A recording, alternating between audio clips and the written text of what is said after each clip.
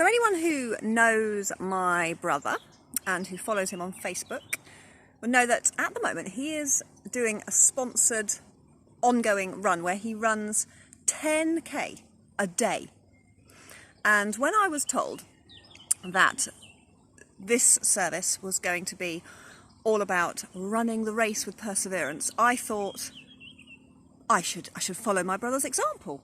I should do this talk whilst on a run. And then I thought, no, that's a horrendous idea. It's about 35 degrees and I'm much better off in here. It's a stupid idea. So I shan't. Caleb,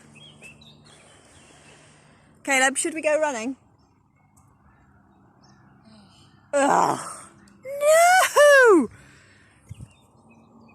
When everything went into lockdown, it was not the ideal time for us because we just had a wall taken out and the ceiling was being held up by big metal acros. But I thought, okay, now is the time for me to get all those dreams and those ambitions done that I've wanted to do for years. I thought, I'll have so much time. I'll be able to learn to play the guitar. I'll be able to get back into doing artwork, which I love, but I never have any time for. I'll be able to bake amazing creations with my children. And then what happened is I found I just didn't have very much time at all. I mean, I had to book builders, try and get work done on the house, that's just boring, and homeschooling, that takes quite a lot of time, doing the shopping, and eating, the amount of food. I mean, children, they have to eat every day.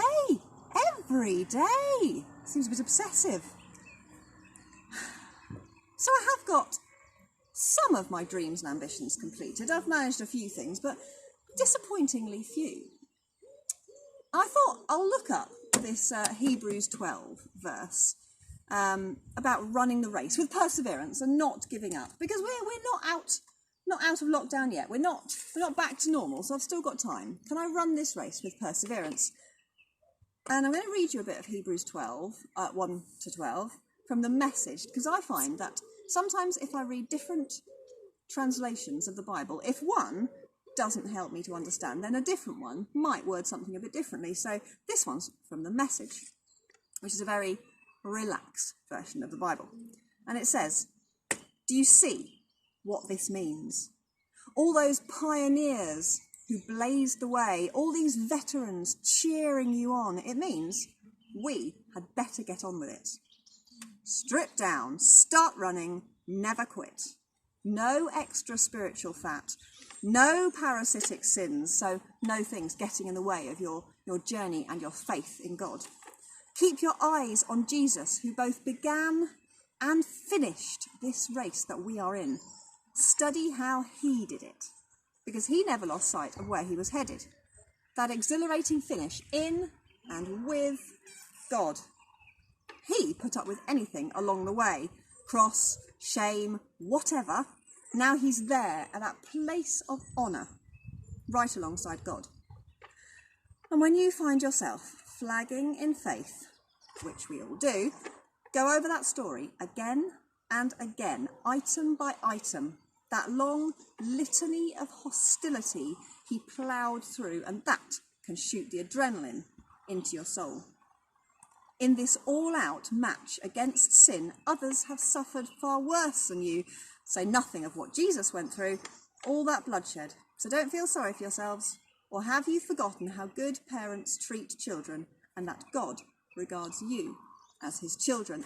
Because sometimes when we go through difficult things, and we all go through difficult things in different ways, that is what makes us stronger. And I know that's difficult, because we have all been through difficult things, and many of us are going through difficult things right now. I mean, just lockdown in itself is a strange and abnormal and disorientating time. But if we're going to start running and never quit, it's not talking about getting all these jobs done around the house. It's not talking about fulfilling our ambitions and our dreams. It's talking about holding on to God, our faith, our spiritual race, and becoming more and more like him. Now, sometimes during this lockdown period, I have been holding on to God with my very fingertips, not growing in faith, not getting closer to God, but barely holding on, because sometimes it's hard, but that's how it works, and that's okay. So, we're going to start running, and we're never going to quit. I've got my trainers. Let's go. Can't get my trainers on. I've only worn flip-flops for weeks. Come on, Cass. Off we go. Come on. Come on.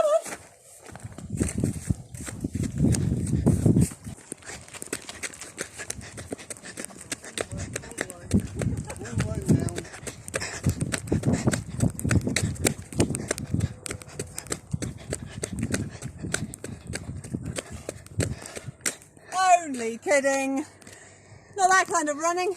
We're talking about every single day running a spiritual race with Jesus by your side. You don't need trainers for that. And keep your flip-flops on. Let's go home.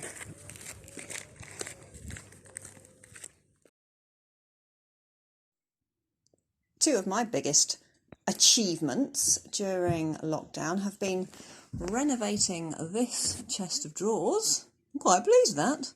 It's an authentic 1960s style thing that my mum and dad had, and it was falling apart, and we repainted it and put new handles on them. Look at them, they're quite flashy.